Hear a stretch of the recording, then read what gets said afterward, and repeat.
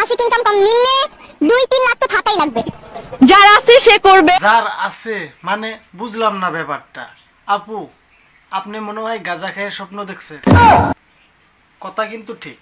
সাবাস। আমি বুঝলাম না বাসায় কি রান্না হবে, সেটা কি কাজের বুয়া ঠিক করবে নাকি? তোর মাথা নষ্ট। বাই দ্য ওয়ে, এখন তাহলে আসল কথায় আসি।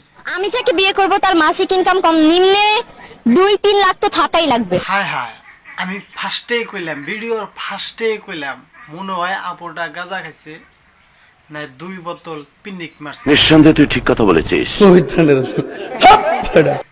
কারণ যার এত টাকা ইনকাম হইব সে দামি দামি BMW এমনকি দামি দামি গাড়ি নিয়ে ঘুরবো, না হয়তো সুন্দরী সুন্দরী মাইয়া নিয়ে ঘুরবো। अबे साले जो माफ करना मैं जो Yes, যার এত টাকা ইনকাম থাকবো সে কিন্তু এই থার্ড ক্লাস মাইয়া গদিকে চাইয়াও দেখবো না।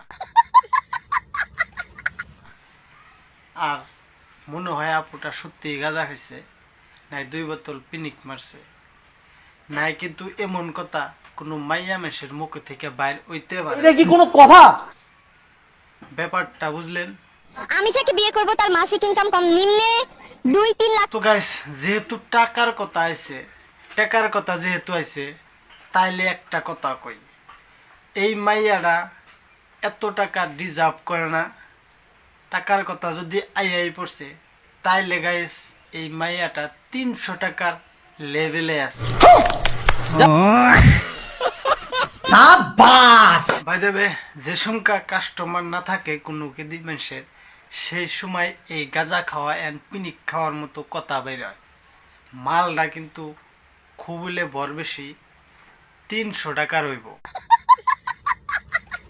আমার সুগার ড্যাডি লাগবে। জি অবশ্যই। হায় হায়, কয় কি আবু রে, সুগার ডেডি লাগবো মানে বুঝলাম না ব্যাপারটা। কাস্টমার কি একবারেই নাই?